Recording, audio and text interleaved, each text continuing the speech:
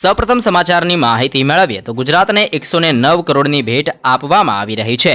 વિસનગર ખાતે સીએમ ભૂપેન્દ્ર પટેલ અને આરોગ્ય મંત્રી ઋષિકેશ પટેલની હાજરીમાં 109 કરોડના 85 વિકાસના કામોનું લોકાર્પણ કરવામાં આવી રહેલું છે।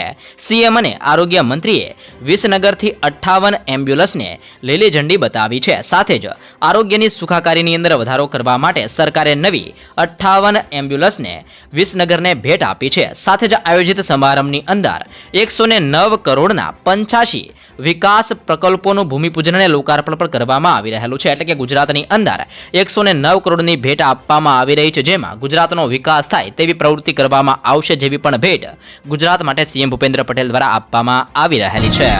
ત્યારબાદના મહત્વપૂર્ણ સમાચારની અંદર આગળ વધીએ તો ડુંગળીના ભાવની અંદર કડાકો જોવા મળ્યો છે અને હવે ખેડૂતો મુશ્કેલીની અંદર મુકાઈ રહ્યા છે। સરકારે ડુંગળીની નિકાસ ઉપર પ્રતિબંધ મૂકતા તેના ભાવની અંદર હવે મોટો કડાકો જોવા મળ્યો છે। થોડા સમય પહેલા જે ડુંગળી એક મણનો ભાવ 700 રૂપિયા સુધી ચાલતો હતો તે હવે 100 રૂપિયાથી લઈને 400 રૂપિયા સુધી ચાલી રહ્યો છે। ભાવની અંદર ઘટાડો થતાં ડુંગળી પકવતા ખેડૂતો અને વેપારીની અંદર હાલ રોષ ભભૂકી ઉઠ્યો છે। ડુંગળી વેચવા માટે 3 દિવસથી લાઇનમાં ઊભા રહેલા ખેડૂતોની ડુંગળી હવે કોઈ ખરીદી શકવા માટે તૈયાર નથી અને ગોંડલ માર્કેટ યાર્ડની અંદર આ ખૂબ જ મોટી અસર જોવા મળી છે। સરકાર દ્વારા ડુંગળીની નિકાસ ઉપર પ્રતિબંધ મૂકવાના કારણે હવે ખેડૂતો ફરી એકવાર ચિંતાની અંદર મુકાયેલા પણ જોવા મળ્યા છે। ત્યારબાદના મહત્વપૂર્ણ સમાચારની અંદર આગળ વધીએ તો ફરી એકવાર કોરોના કેસોની અંદર હવે વધારો જોવા મળ્યો છે। દેશમાં ફરી એકવાર કોરોનાએ દસ્તક આપી છે। ભારતની અંદર કોરોના સંક્રમણના 148 નવા કેસો સામે આવ્યા છે। કેન્દ્રીય સ્વાસ્થ્ય મંત્રાલયે આ માહિતી આપી છે અને સૂત્રો મુજબ દર્દીઓની સંખ્યાની અંદર વધારો પણ હોસ્પિટલની અંદર જોવા મળી રહ્યો છે। હવે સંખ્યાઓ વધીને અત્યારે હોસ્પિટલની અંદર 808 દર્દીઓ થઈ ગયા છે, જે એક ચિંતાજનક સમાચાર કહી શકાય છે, જેના કારણે દેશની અંદર ફરી એકવાર કોરોનાને લઈને ચિંતાઓ વધતી પણ જોવા મળી છે। તો એ સાથે જ ગેસ સિલિન્ડરના ભાવની અંદર પણ વધારો કરવામાં આવેલો છે। ચૂંટણી પૂરી થવાની સાથે જ કોમર્શિયલ એલપીજી સિલિન્ડરના ભાવની અંદર વધારો જોવા મળ્યો છે। 19 કિલોના કોમર્શિયલ સિલિન્ડરની કિંમતમાં 21 રૂપિયાનો વધારો કરવામાં આવેલો છે। આ ભાવ વધારા બાદ દિલ્હીની અંદર 19 કિલોના એલપીજી સિલિન્ડર જે પહેલા 1775 રૂપિયાની અંદર વેચાતો હતો તે અત્યારે 1794 રૂપિયાની અંદર વેચાઈ રહ્યો છે। જો કે 14.2 કિલોના ઘરેલું એલપીજી ગેસ સિલિન્ડરની કિંમતની અંદર હાલ કોઈ પણ પ્રકારનો ફેરફાર કરવામાં આવ્યો નથી, જે સામાન્ય માણસ માટે રાહતના સમાચાર કહી શકાય છે। એટલે કે જે સિલિન્ડર કોમર્શિયલ એલપીજી સિલિન્ડર છે તેની અંદર જ ભાવ વધારો કરવામાં આવેલો છે અને રાંધણ ગેસના ભાવની અંદર હાલ સરકાર દ્વારા કોઈ પણ ભાવ વધારો કરવામાં નથી આવી રહેલો।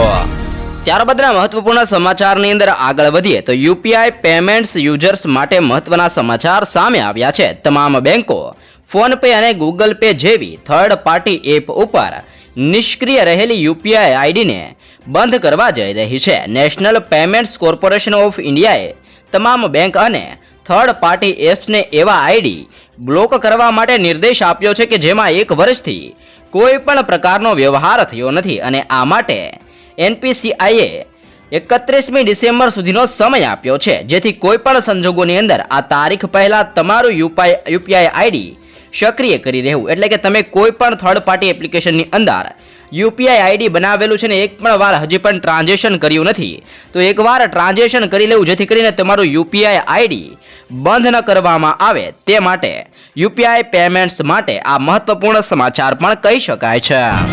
તો ઉપરાંત અંબાજીની કાયાપલટ કરવામાં આવશે। અંબાજીને ગુજરાતનું નવું પ્રવાસન સ્થળ બનાવવા માટે સરકાર દ્વારા યોજના બનાવવામાં આવી રહી છે અને હવે અંબાજી ખાતે ટુરિસ્ટ ફેસિલિટી સેન્ટર, સંસ્કૃત પાઠશાળા, મંદિર ઉપર કાયમી રોશની, નવું બસ સ્ટેશન, માંગલ્ય વન, વિશાળ ભોજનાલય અને નેચરલ એજ્યુકેશન સેન્ટર બનાવવામાં આવશે અને હવે મંદિરના શિખર નીચેની પેટી, સભામંડળ ઉપરના મુખ્ય ઘુમ્મટ અને નાના ઘુમ્મટવાળી 3 ચોકીઓ નૃત્ય મંડપને સુવર્ણજડિત કરવામાં આવશે અને અહીં ટુરિઝમ વધતા સ્થાનિક લોકોને રોજગાર પણ મળી રહેશે, જેવી પણ જાહેરાત કરવામાં આવી છે અને અંબાજી મંદિરની કાયાપલટ મિત્રો કરવામાં આવી રહેલી છે। ત્યારબાદના સમાચારોની માહિતી મેળવીએ તો વિદ્યા સહાયકોની ભરતી અંગે પણ મહત્વપૂર્ણ સમાચાર સામે આવ્યા છે. લાંબા સમયથી વિદ્યા સહાયકની ભરતીને લઈને ચાલતી અટકળો વચ્ચે ભરતી અંગે નવા સમાચાર મળી રહ્યા છે. વિદ્યા સહાયકોની ભરતી કરવા માટે સરકારે પરિપત્ર જાહેર કર્યો છે, જેમાં નવા 2750 વિદ્યા સહાયકોની ભરતી કરવા માટે સૂચના આપવામાં આવી છે અને કુલ 5360 વિદ્યા સહાયકો પૈકી 2600 જગ્યા માટે ભરતી થઈ ગઈ હતી. તેમજ બાકી રહેલી જગ્યા માટે શિક્ષણ વિભાગે પરિપત્ર જાહેર કર્યો છે. ભરતીના કાર્યક્રમની તારીખ હવે જાહેર કરવામાં આવશે જેવી પણ માહિતી જાહેર કરવામાં આવી રહેલી છે. ત્યારબાદના મહત્વપૂર્ણ સમાચારની અંદર આગળ વધીએ તો પાસપોર્ટ વેરિફિકેશન માટે મહત્વની અપડેટ સામે આવી છે. પાસપોર્ટ મહત્વના દસ્તાવેજો પૈકીનો એક દસ્તાવેજ છે. પાસપોર્ટ બનાવતી વેળાએ અનેક મુશ્કેલીઓ પડતી હોય છે અને ખાસ કરીને પાસપોર્ટ માટે પોલીસ સ્ટેશનના ધક્કા ખાવા પડતા હોય છે અને હાલમાં કાયદો અને વ્યવસ્થાના પોલીસ મહાનિર્દેશકે પરિપત્ર જાહેર કર્યો છે અને જેમાં પાસપોર્ટ વેરિફિકેશન માટે તમારે હવે પોલીસ સ્ટેશન જવું નહીં પડે કે પોલીસ તમારા ઘરે નહીં આવે. તમારો પાસપોર્ટ તમને મળી જશે. જોકે કેટલીક વાર એવા કિસ્સાઓની અંદર તમારે પોલીસની મુલાકાત લેવી પડી શકે છે, કારણ કે તમારી કોઈ ખોડ ખાપણવાળી વસ્તુ હોય અથવા તો તમે કોઈ પણ ગુનો ને એવું કરેલું હોય અથવા તો પોલીસને વેરિફિકેશનની અંદર કાંઈ ફેરફાર લાગશે તો તમારે પોલીસના ધક્કા એટલે કે પોલીસ સ્ટેશનના ધક્કા મિત્રો ખાવા પડી શકે છે. ત્યારબાદ મહત્વપૂર્ણ સમાચારની માહિતી મેળવીએ તો સીએમ દ્વારા 2 મોટી જાહેરાતો કરવામાં આવી છે. ગુજરાત સરકારના નાણાં વિભાગ અનુસાર બોર્ડ નિગમના કર્મચારીઓનું પેન્શન હવે નવી રીતે નક્કી કરવામાં આવશે અને તેમાં વધારો કરવામાં આવશે અને હવે કાયમી કર્મચારીઓનું પેન્શન 100%ના ધોરણે ફરી નક્કી કરાશે અને આ કર્મચારીઓને પેન્શનનો વધારો લેતા પહેલા કોર્ટમાંથી કરેલી અરજી પરત ખેંચવી પડશે. આ સાથે જ સુપ્રીમ કોર્ટના આદેશના પગલે 1 જાન્યુઆરી 2006 થી 31 ડિસેમ્બર 2022 સુધીની વય મર્યાદાની અંદર નિવૃત્ત થનારને 30 જૂનનો ઇજાફો પેન્શનની અંદર મળશે તેવી પણ મોટીને મહત્વની જાહેરાત સીએમ ભૂપેન્દ્ર પટેલ દ્વારા પણ કરવામાં આવી રહેલી છે. ત્યારબાદના મહત્વપૂર્ણ સમાચારમાં આગળ વધીએ તો પ્રખ્યાત મંદિરની અંદર મોટો નિર્ણય લેવામાં આવ્યો છે. ગુજરાતમાં હવે પેટલાદના રણછોડજી મંદિરની અંદર ટૂંકા વસ્ત્રો ઉપર પ્રતિબંધ મૂકવામાં આવ્યો છે અને અહીં આવા વસ્ત્ર પહેરી દર્શનાર્થીઓને મંદિરની અંદર પ્રવેશ દેવામાં નહીં આવે. આ અંગેના મંદિરની અંદર બોર્ડ દ્વારા કેટલાક સૂત્રો અને સ્ટીકરો લગાવવામાં આવી રહેલા છે. ટૂંકા વસ્ત્રો પહેરીને લોકો મંદિરની અંદર આવે તો ધાર્મિક લાગણીઓ દુભાતી હોય છે, જેથી તંત્ર દ્વારા આ નિર્ણય લેવામાં આવ્યો છે. ડાકોરના રણછોડ રાયજીના મંદિરની અંદર પણ સ્ત્રી અને પુરુષને ટૂંકા વસ્ત્રો પહેરીને આવા ઉપર મનાઈની નોટિસ મૂકવામાં આવી રહેલી છે.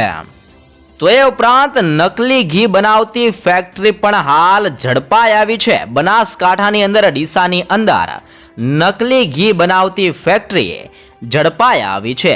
ફૂડ એન્ડ ડ્રગ્સ વિભાગે ગત મોડી રાત્રિએ બાતમીના આધારે રેડ પાડી હતી અને જેમાં 25 પેટીઓ જેની અંદર 4700 પાઉચ સહિત 2.48 લાખનો મુદ્દા માલ સીઝ કરવામાં આવી રહેલો છે.